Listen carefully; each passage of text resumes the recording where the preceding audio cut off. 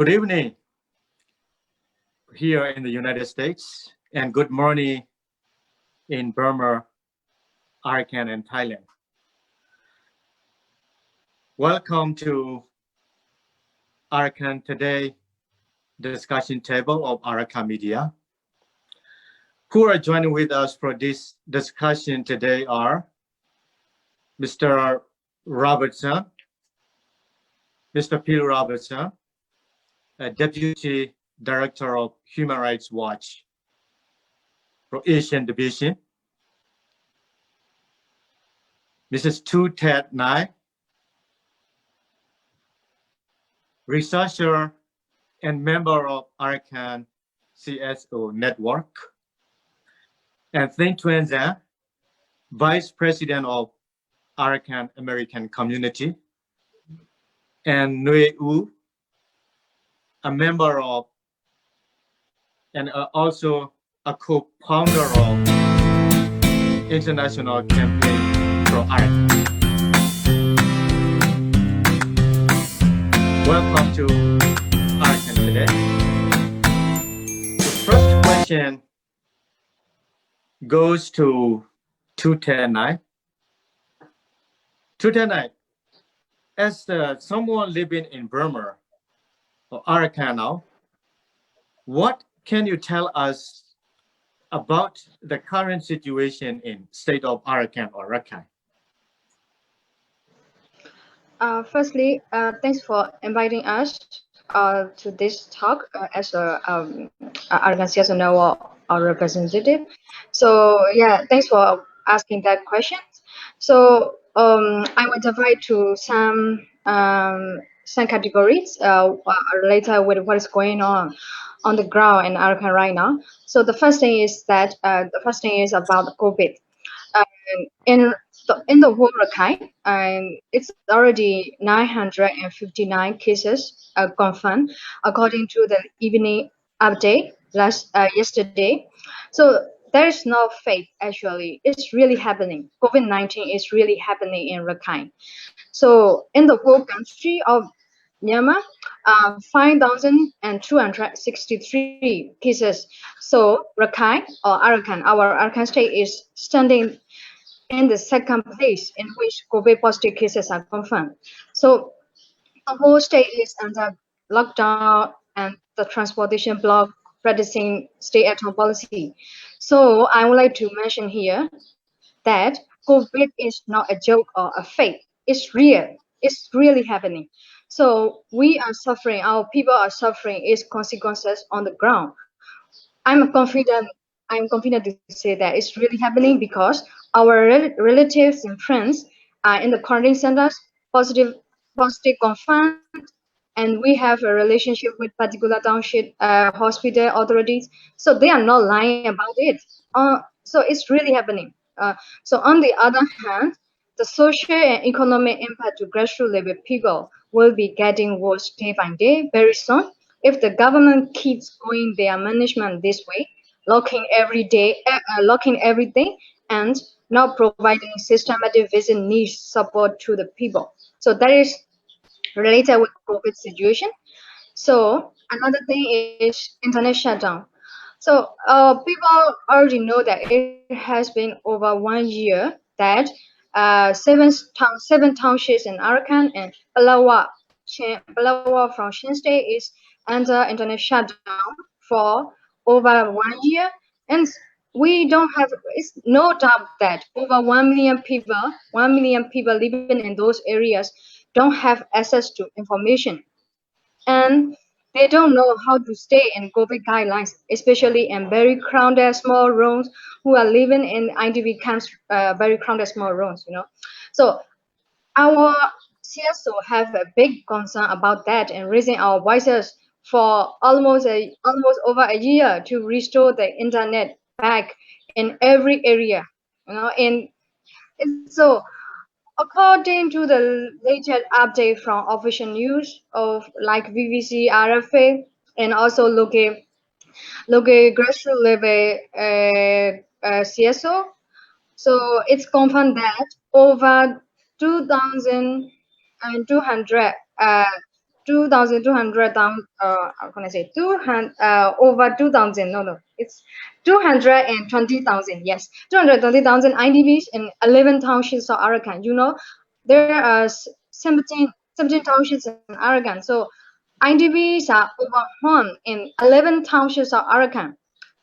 And in those areas, over 300 civilians got killed and 135 have been injured by artillery shelling, gunshots, and landmine explosions. So it's totally 640 injured in total, which include different community members such as Rakhine, Chin, Muslims, and other minority groups from northern, especially from northern Rakhine and Chin State Palawa. So continuous tortures and arrests are happening, especially the victims are in suspect of Arakan Army. So and recently, I have contacts with my friends from those international areas, and even last night, my friend called me to tell that Navy is shooting at least 10 villages, which look at 10 villages in Miao Township, which locates near Galadan or Kispanadi River between Miao and Jiaodong. So there is update like the last update. So it's randomly shooting without any reasons are happening. So it's happening in international area. So people have big concern, and we have been shouting out about that all those years. So it's happening, continuously happening. Like we can say that the same pattern happen, and so the same thing is happening right now. So another thing I would like to mention is election politics. We all know that we are having general elections very soon. So actually, we can say that 85% percentage of international areas people where intense conflicts are happening don't show any interest in elections, and in some IDP camps, no, they don't even get voter list releasement yet. So on the other hand, the people don't find any interesting points about clear ideas or plans. Why? They are candidates. They are representative candidates who like to be elected even in this very complicated and challenging times of Arakan. So people have so many frustration towards everyone, not only to the government, but also to their representative and their candidates. So they can't say that why they would like to be elected, or mostly I say it's not everyone, mostly.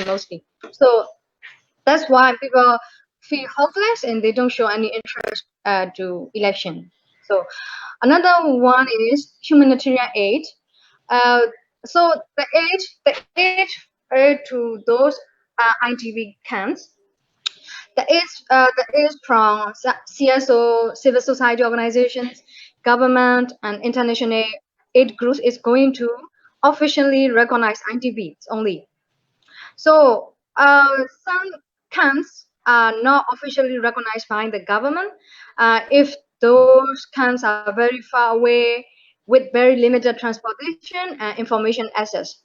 So another thing is that what's happening in our country is that there are some rumors, there is nonsense rumors that Arakan Army is hiding. Arakan Army members are hiding in the camps. Oh my God!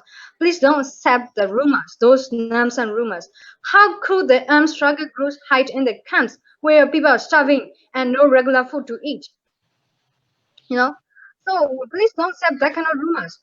If the international, if the world, the whole world, including international communities and Myanmar government, thinks that the things I mentioned or we mentioned here are lobbying against or the government, please restore the internet right away so that we can systematically verify the information and support to Benue communities suffer from current conflicts. That is very simple.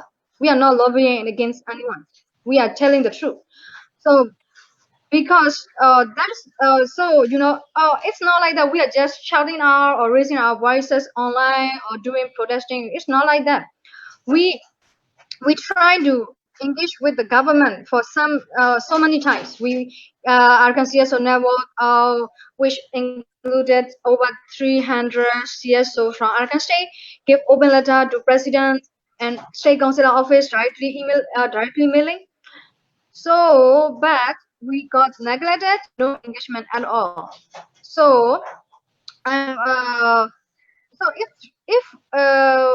if you anyone would like to verify what's going on and whether to if they would like to know whether we are lying or not, please restore the internet. I would like to mention about that again. So if not, let's just see the gun raid keeps happening in Uga village in Radidao in July this year. At first, both military spokesperson and the state media deny about it. It's a fake raid. That's so heartbreaking. Mentioning they mention it's just fake rape and neglected the truth. But recently, it's revealed that it's happened. It's happened, and so based on the things I'm discussed, if I have to reflect about current situations in Arakan, I will have to say that the people in Arakan, the different communities in Arakan are under attack of COVID and injustice.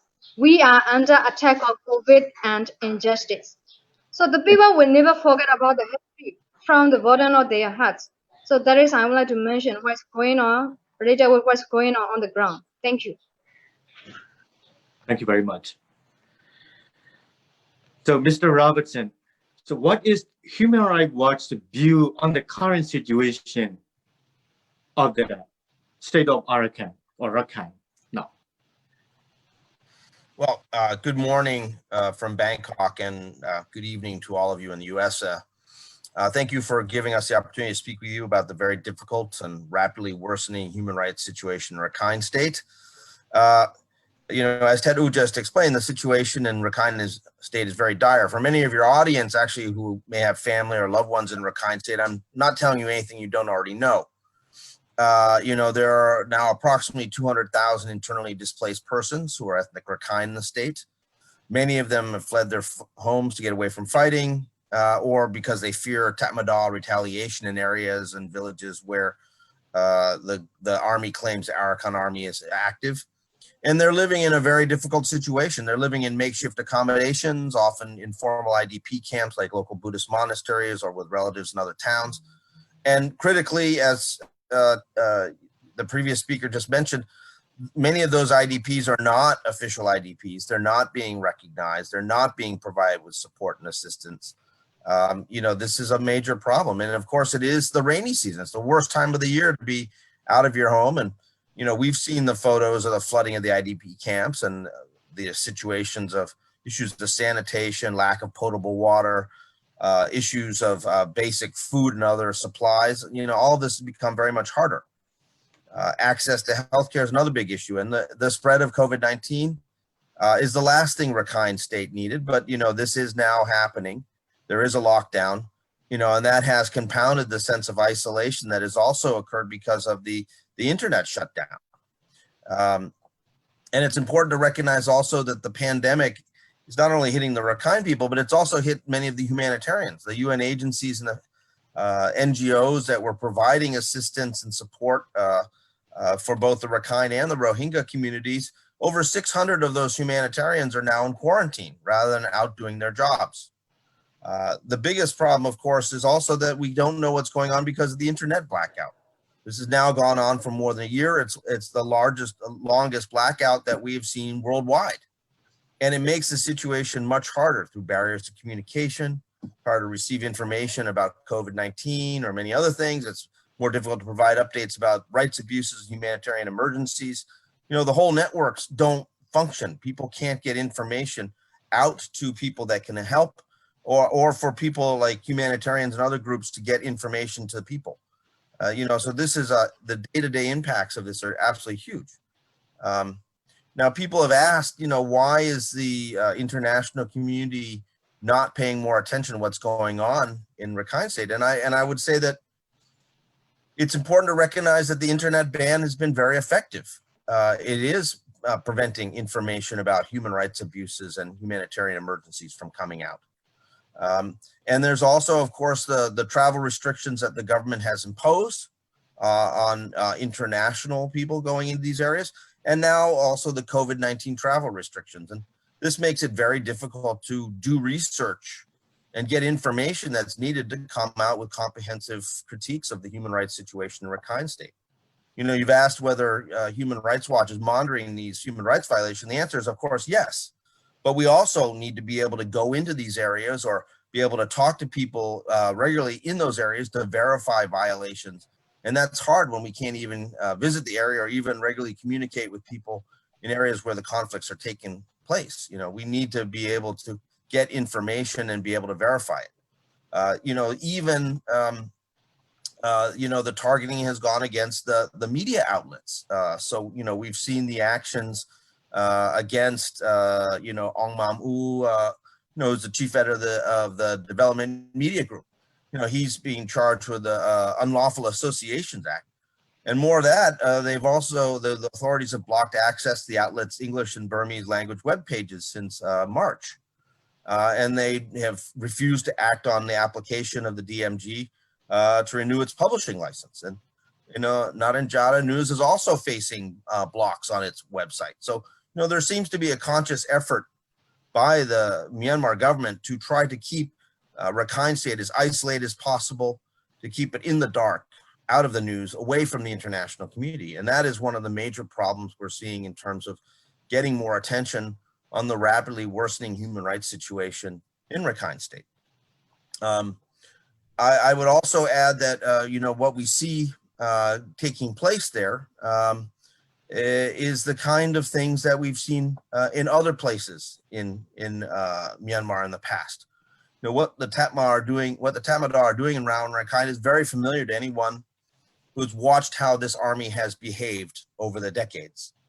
You know, what the Rakhine people are facing right now is very familiar to the ethnic Karen, the ethnic Mon, Shan, Kachin, Karenni, and others in eastern and northern Myanmar, where the Tatmadaw has pursued its notorious four cuts doctrine that aims to cut off food, funds, intelligence, and popular support for any armed resistance groups. And really, the four cut strategy of the Tatmadaw boils down to one important thing: targeting civilians as a tactic of war. So certain villages or certain areas are considered to be helping insurgents, and they are targeted by the Tatmadaw through its clearance operations to either kill the people or drive them away. So we see the shelling of villages, we see aerial bombardment of villages by the Air Force, we see military incursions into villages, we see the seizure, interrogation, torture, and killing of villagers who are seen by the Tatmadaw supporting the AA. And of course, we see the burning of villages. These are all very clear rights abuses, and they're clear violations of the international humanitarian law, which is also known as the laws of war. It's important to recognize that this is something that needs to get out. The information about what is taking place here needs to get to the wider community. You know, there needs to be pressure on the Myanmar government and the Myanmar military to respect human rights and to respect the laws of war. Now, I would also be, I have to also be even-handed here, and I have to say that in some cases, the Arakan army is not totally blameless either. You know, we have seen violations of laws of war by the Arakan army. You know, things like abduction of civilians or use of landmines, which is a totally indiscriminate weapon, and other issues. And so we say that both sides in the conflict in Rakhine State must respect international humanitarian law. Otherwise, it has no meaning. Finally, I would say that, you know, it's really rather amazing, astonishing, frankly, that we're dealing in Rakhine State with the Tatmadaw. And the Tatmadaw has, you know, done something I think that's almost unprecedented in world history, is that they're managing to commit crimes against humanity against one, not just one, but two ethnic groups in Rakhine State. And by that, I mean, of course, the Buddhist Rakhine and also the Muslim Rohingya. And we have seen these abuses take place with total impunity. The international community is now pressing very hard on Myanmar at the International Criminal Court, International Court of Justice. But I think that we have to continue to get more information out of Rakhine State about what is actually happening on the ground if we're going to be effective in trying to stop these rights abuses. So I'll stop there and listen to other questions. Thanks, Mr. Robertson. The second question also from Mr. Robertson, because actually this question you already covered in your answer, that due to attacks by the Burmese army, there are many villages have been burned down, and more than 200,000 IDPs are there in the camps, and world's longest internet shutdown, and even peaceful protests are being arrested, and countless human rights violations and war crimes are committed on daily basis. So humanitarian assistance is supposed to be regardless of race, religion, ethnicities, or political belief. So most Arakanese people strongly feel that they are neglected or discriminated by the international community. So that's so what do you have to say on this matter was my question, but probably you covered already. So I could add a few things on that. I don't think that the international community has any particular discriminatory bias against the Rakhine people, whether they're Rakhine or they're Rohingya. The issue is that the international community is often dealing with many issues. And the problem is that the issue in Rakhine State has not reached the level of international attention that it needs. Of course, there was a great deal of attention in what happened in August 2017 because of the gravity of the crisis, when so many Rohingya, over 700,000, had to flee the Tatmadaw clearance operations. And so that grabbed the attention of the international community. We have not seen the same level of attention on what is happening between the Arakan army and the Tatmadaw, simply because it has been it's happened under an internet ban. It didn't happen all at once, but it's slowly and gradually been happening and getting worse. People don't really even sort of fully understand that there are two major ethnic groups in Rakhine State, and both are being treated very poorly by the Myanmar military. So, there's a lot of explanation.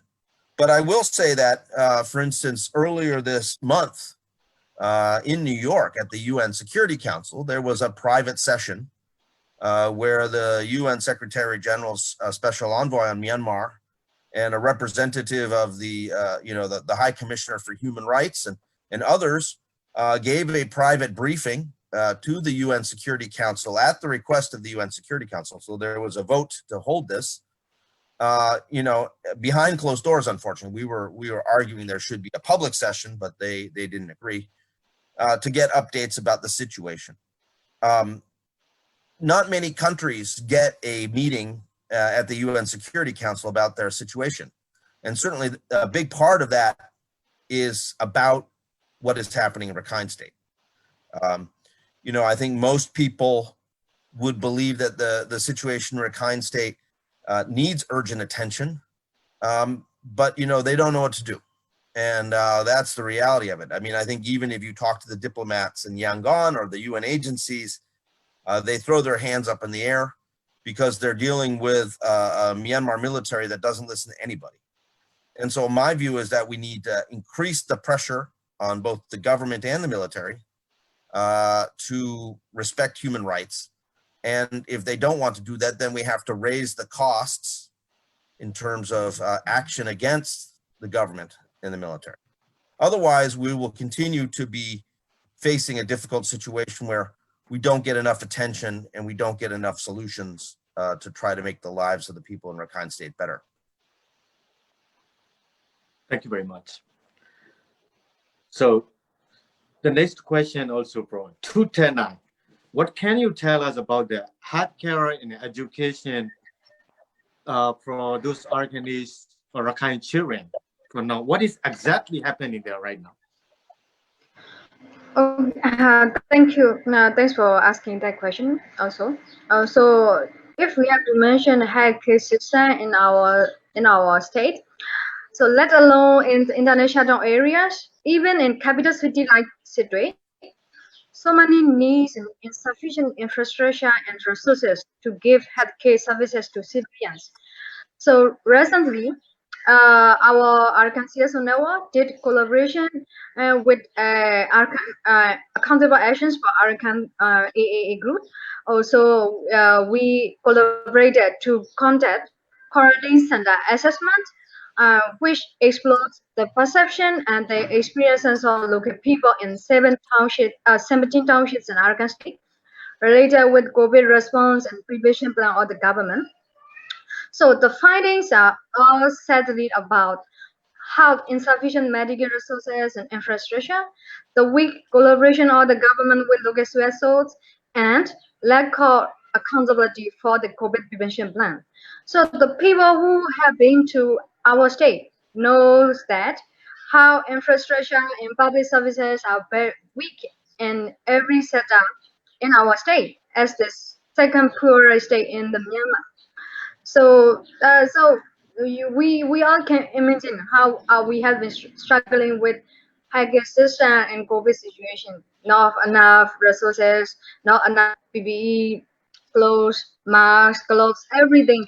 Even though people are trying, international goods, international aid groups, yes, so and maybe the government also trying to provide, but that is not enough because we are standing in the second place, who are suffering the COVID. So it's getting worse.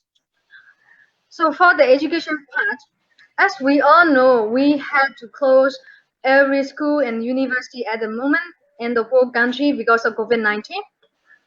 The people from non-conflict areas are getting worried, sitting in their home, whether this experience, COVID-19 experience, will be a huge obstacle for their children's future education.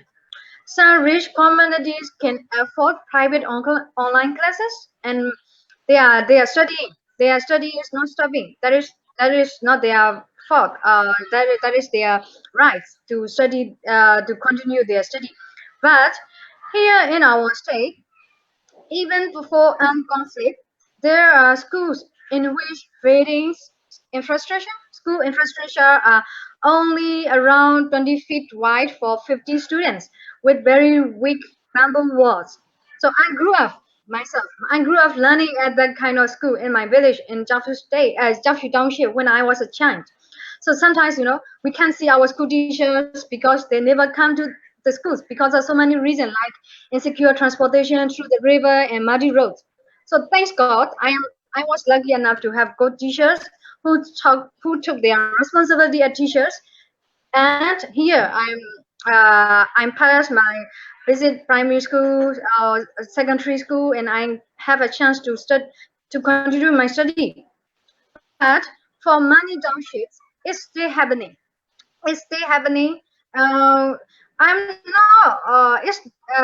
The system is not checking systematically how it's going on with its education institutions on the grassroots level. Here, I'm not blaming our teachers who are working for our state, but I need to point out the system.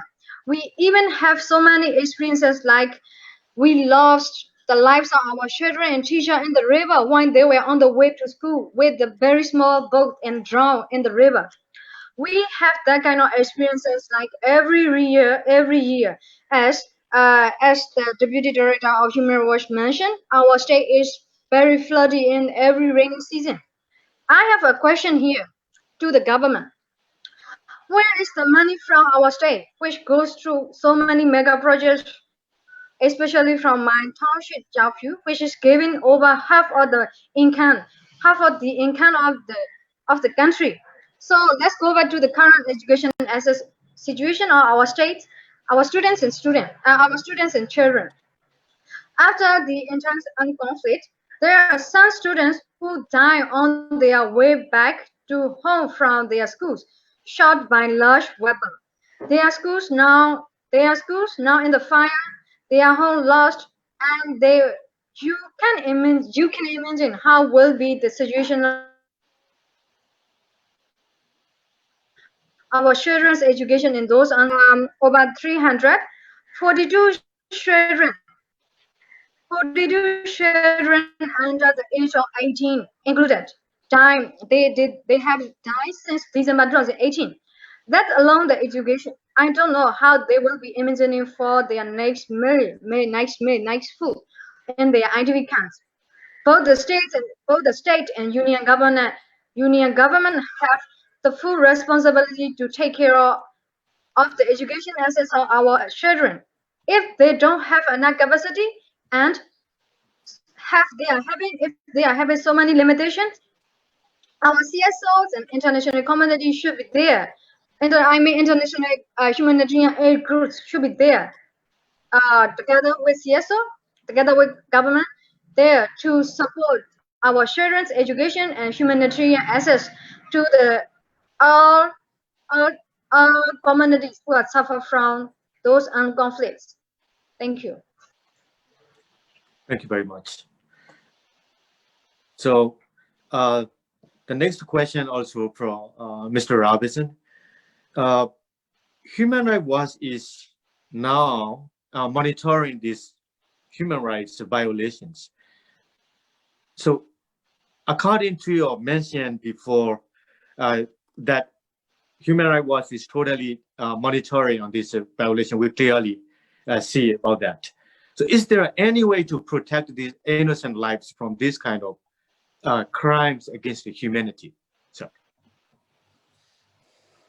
it's an excellent question, and it's a difficult one to answer because the reality is that these people are in remote areas, or they're IDP camps. They are facing a continued war situation between the Tatmadaw and the Arakan army. They are being targeted by the Tatmadaw in particularly if they're in certain areas where the Arakan army is very, very active. And they are, sort of caught in the middle. This is the difficulty. And without access to these areas by, for instance, diplomats or UN agencies or others who could be trusted to raise issues and at least, be looking over the shoulder of the Myanmar military and trying to say, look, you can't do those things, it becomes very difficult to stop this. This really goes to sort of the kind of recommendations that we would need to make for Rakhine State. I mean, we think that, it's very important that, all parties in Rakhine State do respect human rights and do respect international humanitarian law. We see that it's, it's counterproductive for the government of Myanmar to label the Arakan army and also ARSA as terrorist organizations who the government can't talk to. No other ethnic groups have been so designated by the Myanmar government. Why are the Rohingya groups and the Rakhine groups being singled out? Importantly, how can we increase pressure to turn the internet on so that we're able to, give back the voice to the people to be able to say what's happening to them, to be able to communicate with the outside world. I totally agree with Naing. Turn the internet on. This is a really critical piece of the puzzle here that has to be dealt with right away. We want to have the United Nations and we want to have the international NGOs be much tougher on pushing for unfettered access to be able to provide assistance to all people who need it in Rakhine State. Not just officially recognized IDPs, but also unofficial IDPs, people who have food security issues, who have health problems. The status of a person as an official or an unofficial IDP shouldn't matter. What matters is the real needs that they have, and that goes both for Rakhine and Rohingya. And I think that, there has to be a renewed commitment by the Myanmar government and also, frankly, by the Myanmar military to faithfully implement the Kofi Annan Commission recommendations for Rakhine State, which basically offered a tricky and difficult path towards broader reconciliation in Rakhine State and, peace and respect for rights and ultimately democracy.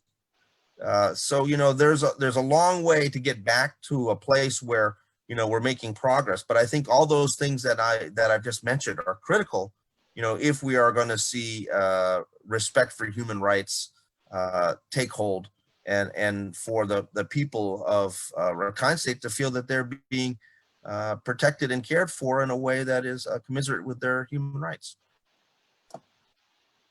Thank you very much. So this next question is for Thein. What is Arakan American community AAC is doing to assist the Arakanese people on this current situation in Arakan? Well, thank you for the question. As Mr. Phil Robertson and Htet mentioned, the situation on the ground is so dire, and we can't even imagine that the extent of the atrocities going on. And then we are very disappointed that the government that we consider the civilian government is sided with the military now, it seems, and then helping out, even blocking the internet, kind of those situations. But we, as a Arakan American here and an Arakan American community, are trying as much as we can to help the community over there in suffering. So what we do here is like three things we do. One is the aids, and the second one is the advocacies, and the third one is the networking. So it's an aids, but we collect as many and as much as possible we can in United States, that with the limited resources that we have in the Arakan American communities, and then we try to, and we are doing, sending the resources and funding and other items such as like clothing and other necessities through the CSO and all the organization over there on the ground. So we are going hand in hand with them, like constantly, but our resources are very limited. So I think we need to do more efforts to get the US government involved in it, and then more generously, and they also have to know the extent of the trouble and the problems there. So it doesn't look like that the understanding is that much of the the alarm to them, or so that that's our part that we had to push. And then in the advocacy part, that's where it comes into that we have taught and work with the United States, the State Department, and the other organizations that we try to present the problem, and we keep informing the problems over there and how the atrocities like worsen and worsen, and then that things like the sanctions to the Myanmar government and the military, maybe even to the civilian governments, as that we really have to push into that. In the previously we've seen that work, because they're scared the serious sanctions effective, so that we were advocating that was going to be put in by the U.S. government, of course by the UN and the other international community, so that and during our in all of us, like with the other nationalities that had suffered, and they also being like suffering. So still now that the Korean, Kachin, and all the other ethnic or the groups of the minorities, and also with like all the citizens and all the people who lives in Rakhine, Arakan State, that we try to network, and then we try to build the more stronger voice, so that we can push the U.S. government and the international communities to press more pressure, like the serious pressure we can put. I think it's the sanctions is like that's the one that we like to press on in there, so that we are doing networking among us. So that much I have to say. Thank you. Thanks. So, Nwe U, what is ICA is doing to help Arakanese people in this situation in Arakan? What you are doing exactly to help Arakanese people currently as an ICA? Okay. Alizaba, thanks for organizer and then all speakers and the show who are watching these shows. Because of the international campaign for Arakan, we formed in 2019. And our main work is most about the advocacy, diplomacy, and human rights. So ICA International Campaign for Arakan works to fight justice, restore peace, and building the human rights movement. Not only United States, is globally. Especially we have a team member who are working in the ground inside Burma, and as well as Japan, Europe, Australia, and Canada as well. So we are bigger, broader network. We're more focused on international advocacy, especially United Nations and members organizations and UN agencies. So since 2019, the international campaign for Arakan has been documented evidence of the violations and crimes. Myanmar government's clearance operation that legalized and subsidized extermination of Arakanese, put together militias, the slaughter of war. These are part of the widespread and systematic conduct and crimes against humanity. We are indeed, not only ICAs, internationally, all the Arakan communities. The ongoing situation, the violations continue in Arakan state. In our state, the poverty rate is highest, and living with no basic healthcare, sanitation, education is the lifeline for the children in crisis. Inequalities and marginalization. COVID-19 pandemic has created an additional public health crisis and humanitarian crisis. Earlier, those speakers has already mentioned about the needs and the challenges. So the government of Myanmar is willful deprivation of humanitarian aid to the displaced people.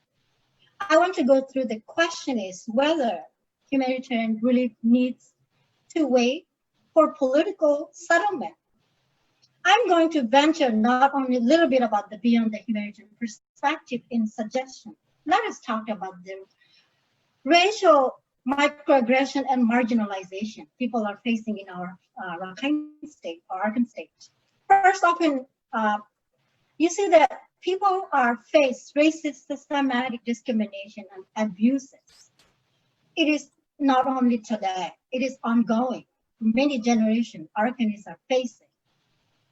Brutal racist violence perpetrated against Arakanese. We want to point out, if you are Rakhine or you are from Rakhine state, if you use the ID of the state, you are much more likely to be stopped, to be restriction of the travel restriction, and to be killed, to be arrested, to be detained, more likely to subjected to the racial profiling, more likely to subjected to the hate crime.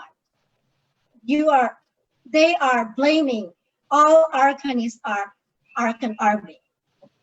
But many innocent civilians today were killed, detained because of criminalization alleged connection with the Arakan army. So what we can do together, earlier all speakers mentioned, we must take very seriously the grievance and inequalities and the insecurity of people have been facing in Arakan today. We also recognize of the serious challenges that exist. So ICA is always welcome to partner with inside Burma, also inside Rakhine to globally, any organization, we are more welcome, and let's work together, bring perpetrator to account and making sure that people save lives. Thank you very much. Thanks. So the next question is for Mr. Robertson. Mr. Robertson, as an experienced and high-ranking official of an international institution, what do you think is the best or most appropriate way to reach for a peace in a state of Arakan or Rakhine in this situation? Well, there's a couple things I would point out. I mean, first of all, we're a human rights organization, so we don't necessarily work on issues related to peace negotiations or peace agreements and things like that. I mean, so take this with a grain of salt first, I'd say. But, you know, I mentioned one of the things, which is the designation of both the AA and ARSA as terrorist organizations, when no other organizations amongst the ethnic organizations of Burma have been so designated. I mean, this is a discriminatory, pejorative designation that then gives a convenient excuse for the Myanmar government and the Myanmar military to not talk to them. There's no negotiations going on because they claim that they're terrorists.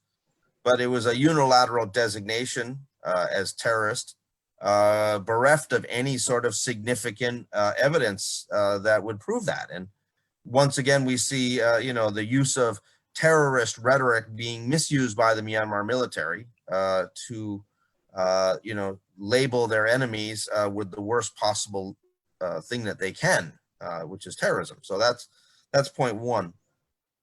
Point two, obviously, is that I think there needs to be a commitment by the Myanmar government to ensure that the national election takes place in Rakhine, that we see the election run in these areas where you know, the ongoing conflict is going on. And we're quite concerned by the Union Election Commission's statement that they were going to they're prepared to follow whatever the Tatmadaw recommends regarding security issues and not holding the elections in certain places where it would be unsafe. What we would say is that there should probably be some sort of ceasefire connected to the elections. And ideally, I think that the Arakan army should agree to that, and the Tatmadaw should respect that, so that elections can take place in all areas of Rakhine State. And so that the people can have their say, so they can speak out and say who they want to represent them in the Lutah, and that you have elected representatives that are then empowered with a mandate from the people to be part of any sort of discussion about how human rights, democracy, and peace are dealt with in Rakhine State. And then finally, I think I think there needs to be a commitment, as I mentioned, to really sort of go back to the Kofi Annan Commission recommendations and ensure that these are fully implemented. There are a number of provisions of those commission recommendations that talk about economic integration and working together to make Rakhine the kind of developed, prosperous state that I think all people living there want it to be. And how does that happen? How does that work? These are issues I think that need to be addressed, but nothing's going to happen unless there's a respect for human rights and democracy. This is a prerequisite for any sort of progress going forward. And right now, we just don't see that kind of commitment coming either from the Myanmar civilian government led by Aung San Suu Kyi and the National League for Democracy, or from the Myanmar military. All right. Thank you very much.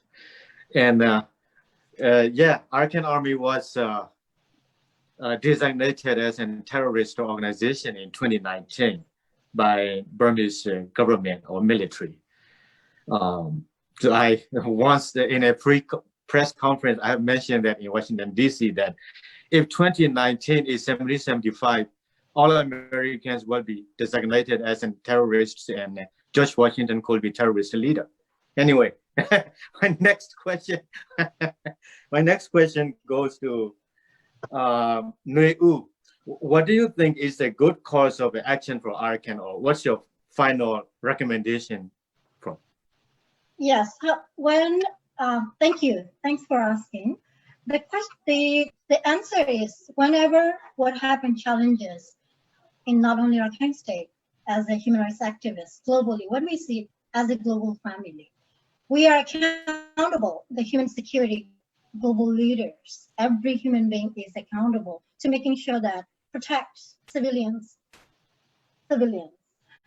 So the urgent action needed for the protection of the people, all race, not only Buddhist, Muslim in Rakhine State, all race in Arakan State. The government of Myanmar has manifestly failed to uphold its responsibility to protect the population and bear responsibility in the commission of war crimes, crimes against humanity, and genocide. We need global solidarity. Together, we must stop the violations, impunity, and must bring perpetrators to account. Victims must have full access to justice for their harm they suffer and their family members suffer. We are urging the United Nations Security Council's inability to ensure the accountability to the parties' responsibility for the grave human security situation in Arakan State. The Human Rights Council should renew the mandate of the fact-finding mission and independent investigative mechanism for Myanmar, and other UN mechanism should also be taken into the account in ensure that the rights to human lives and security of Arakanese interests and integrity is fully respected. But that's not allowed. So many organizations, international and United Nations itself last week talked about Arakan State, and we are grateful and thank you for your leadership. But that's not enough. We cannot say right now is people are dying in this ground. But I know that international policies and justice system is weaker than ever, but we have hope. Justice have been delayed. Unfortunately, we have also been some setback to the advancement of the R2P agenda.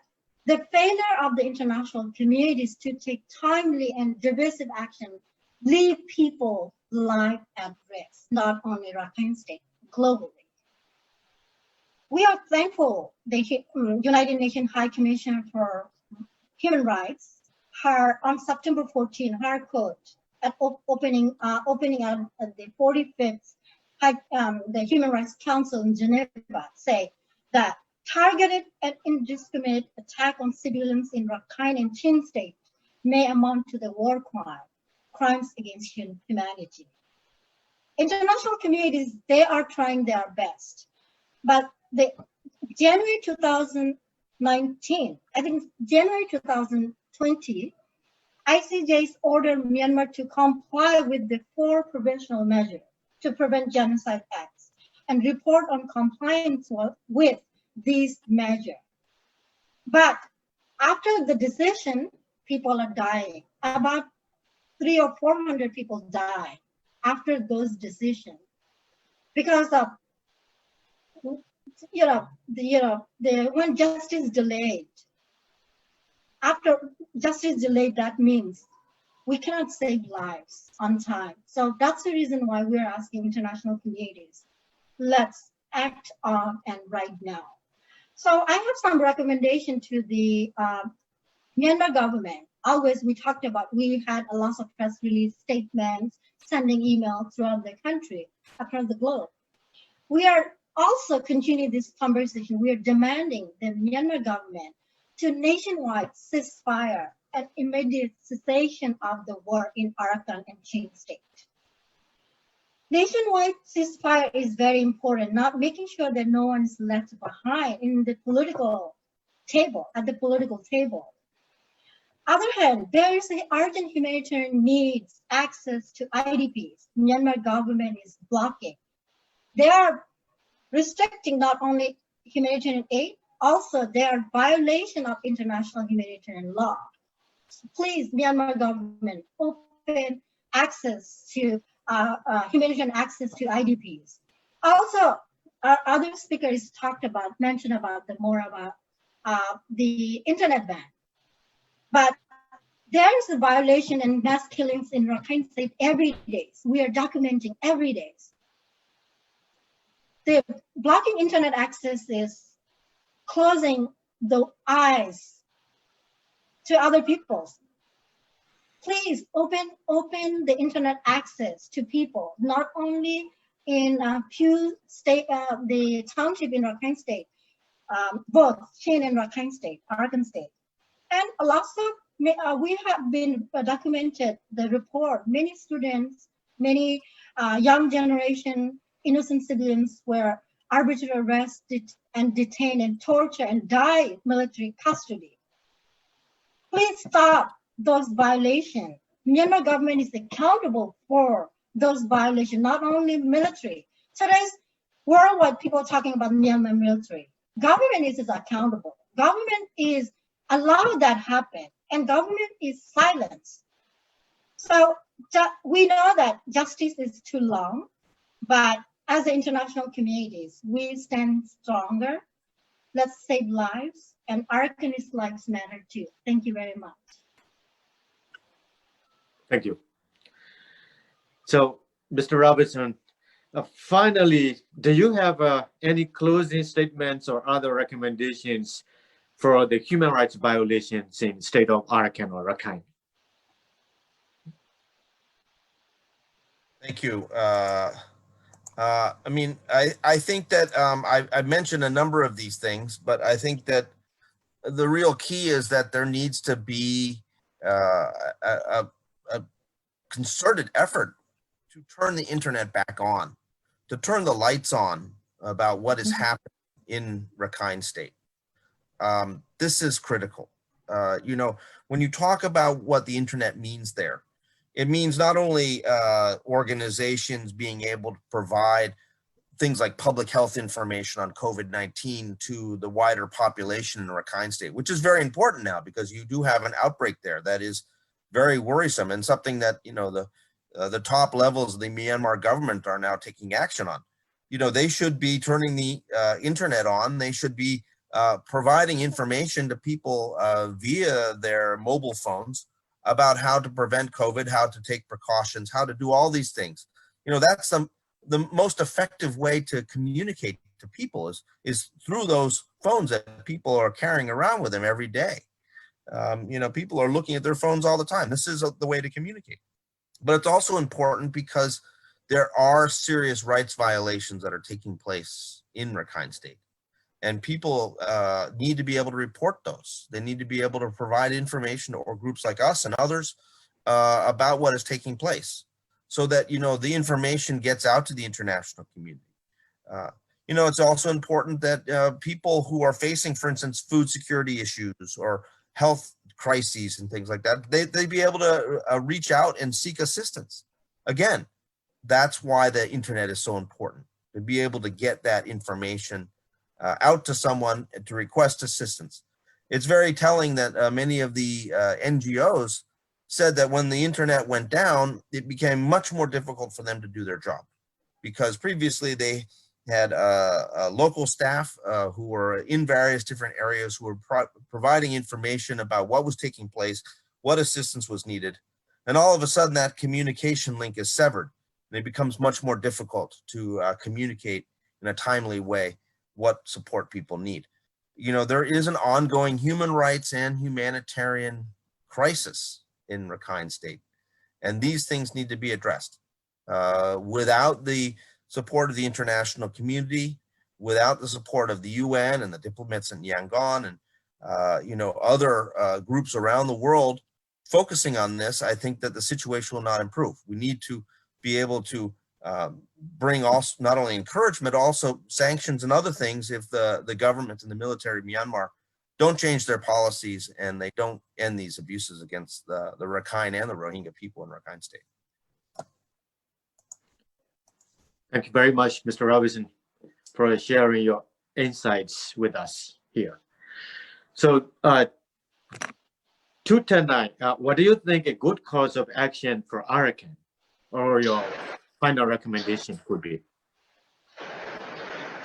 Thank you. Thanks for the question, and thanks for giving me a chance to take part in the recommendation parts. So I have some recommendation to different stakeholders. So the first one is to the government. So to our respectful, or maybe to the government currently, we would like to rely on our people. Would like to rely would like to hear the voices of the government, how they take care of our people. So please restore the internet right away, and I'm not giving any points anymore because other speakers already pointed out why we should restore the internet. And please, our government, please take the mediator role among Tamator, civilians, and Arakan army. Please don't take any side for any conflict enter. And please don't. And another thing is, please don't be afraid of the people. We are not blaming the government all the time. So, as I mentioned, there are so many examples in the past that our CSO trying to engage with the government, releasing the statements, open letter, and arranging to have a chance to meet with. But every time we try, got neglected, and it says that the government perceives us. The government perceives us as Arakan people, as extreme people who don't deserve to talk or to communicate with.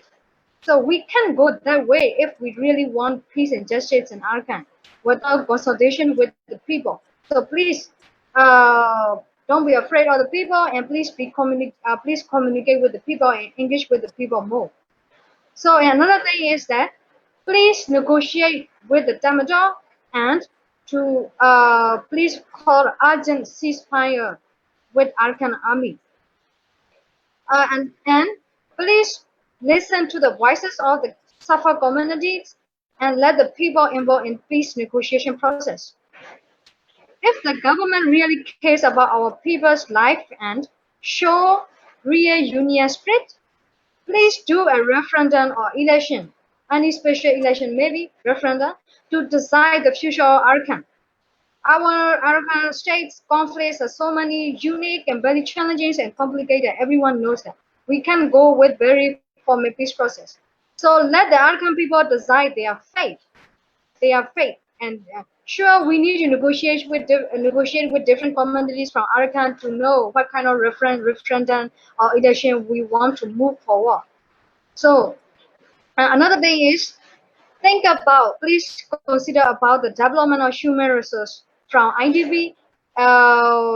We already give so many examples of how IDP people, IDP children have difficulty to access of education, and it will have more impacts for the whole country.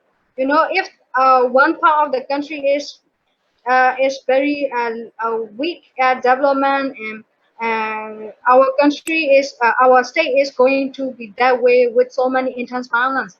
It also have so many impacts to peace process. We can't deny that. So please think about the development of human resources of our IDP people, and please take accountability for it. If you can call for ceasefire agreement right away. So another thing is that please collaborate with civil societies and humanitarian groups to provide food and necessary basic humanitarian needs more than that what's going on the ground currently.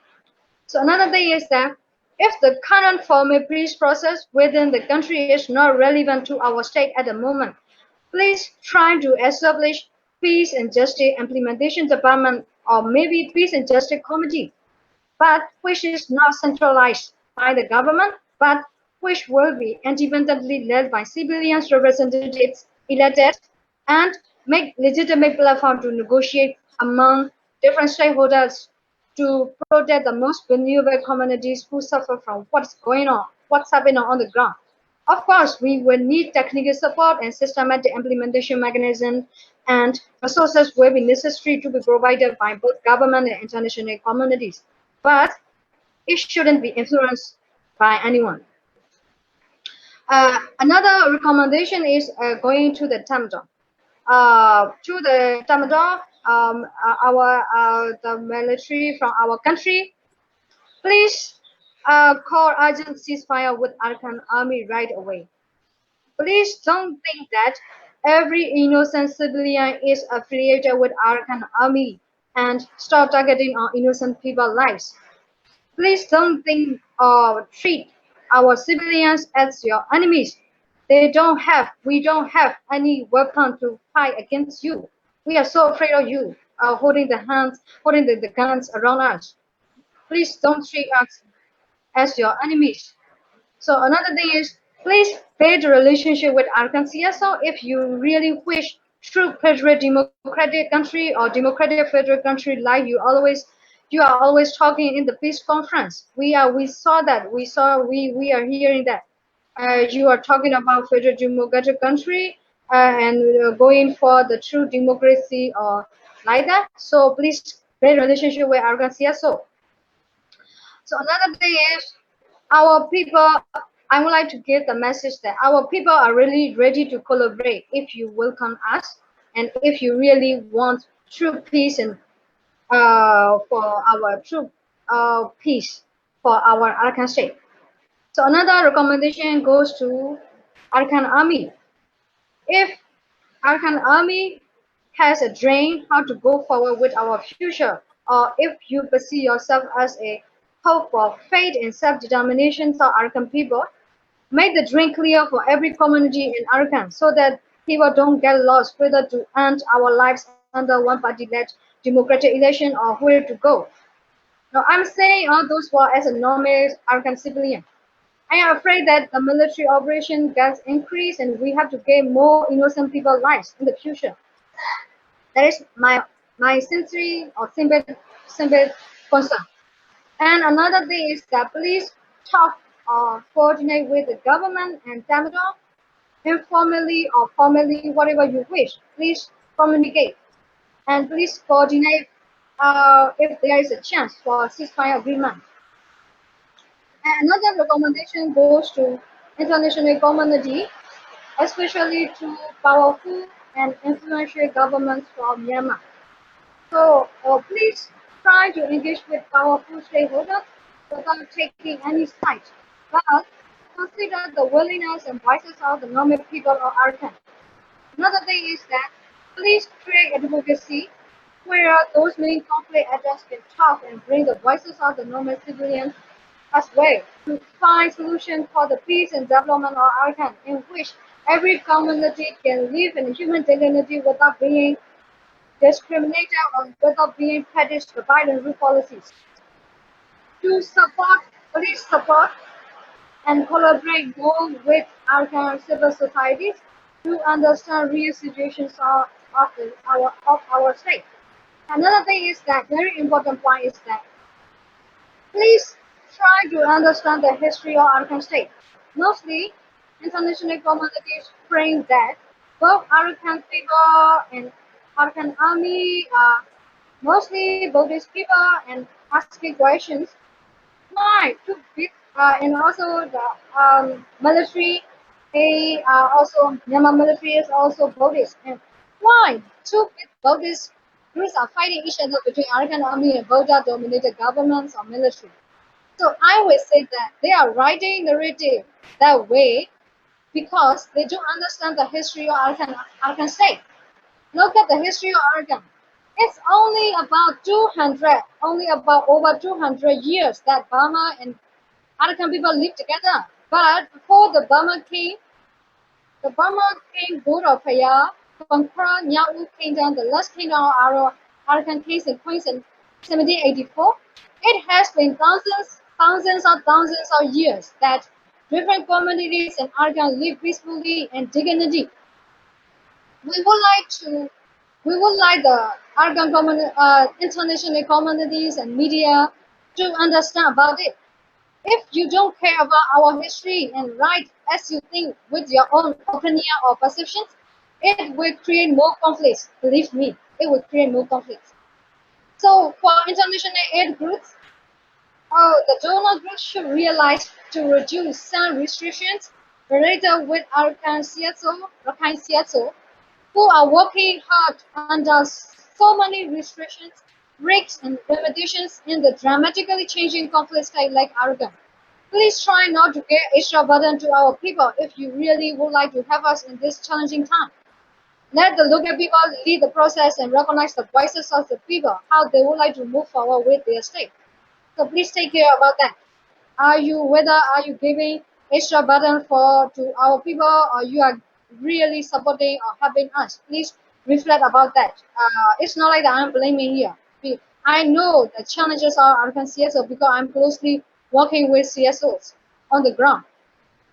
So another thing is that another recommendation goes to media, to the media which are only focused about Arakan, both international or domestic or national. I would like to give some recommendation to those media.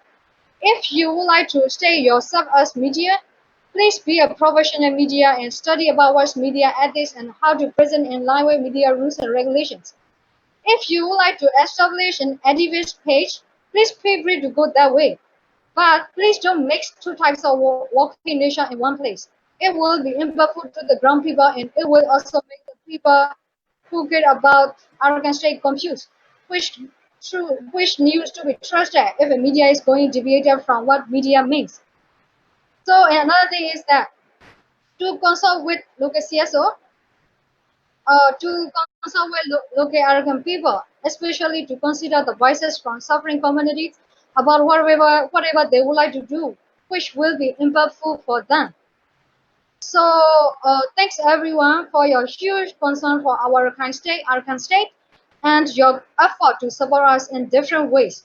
We will never forget about our friends who stand with justice and truth. Thank you. All right, thank you very much. So, finally, so what do you have to share your final recommendation with us today? I think Manuel and Phil and Htet all gave like very valid, realistic, and doable recommendations for all the parties involved. In this case, I think they are all very good. And thank you very much for all those recommendations. So I don't have much to say now. All I have to say is one recommendation that I have is the international community, especially the US government and UK and the EU, the European Union, open up and then a lot of sanctions when the Aung San Suu Kyi went in, negotiated with the military, that everybody believes that they are going towards the democracy process, like genuinely. So international community let a lot of things open, like US government opened a lot of sanctions that they put in effectively before then to the military and the government there. But the Mr. Obama, President Obama, and all the EU lift up all the sanctions because of the Aung San Suu Kyi, maybe promised that the process is going and for the democracy and so that the sanctions are needed to lift it, so that we all lift it. And that way, the military got a lot of opportunities and upper hands to now do all these atrocities and renew the killings and then also the civilian government, as we believe, is helping the military. So that I will just say the international communities, especially the US government, EU, and the UK government, should put all these sanctions back and then press both civilians and the military government, whatever they call it, so that we need to squeeze the Myanmar, the government and the military together. That way, then only I think they will listen. They have no choice that time. Otherwise, we can give all kinds of reasons and like explanations and why we need the internet, why we need this, why they shouldn't be killing, but they are intentionally doing, knowingly doing, so that what we need is all the sanctions, put it back unless they are not showing like intention to going towards democracy and then true peace. That's what my recommendations are for the wall. And thank you very much. Thank you very much. So if we wrap up, if the Burmese government takes real responsibility, accountability, and genuinely to deal with Arakan conflict, the best solution or the most appropriate solution probably be open the internet, open the international community, allow to be in there and open in international media. And then in November, instead of this general election, probably set up for a referendum for Arakan. That might be the most appropriate solution in this situation. Anyway, Mr. Phil Robertson, Deputy Director of Human Rights Watch, Asian Division, and 210 a researcher and member of Arakan CSO, and Thein Zan, Vice President of Arakan American Community, and Nwe U, a member of International Campaign for Arakan. Thank you very much on behalf of Arakan Media, the audience, and as well as for the people of Arakan. I'm Maung, the moderator of Arakan Media. Thank you very much, and see you next time. Thank you. Thank you. Thank you.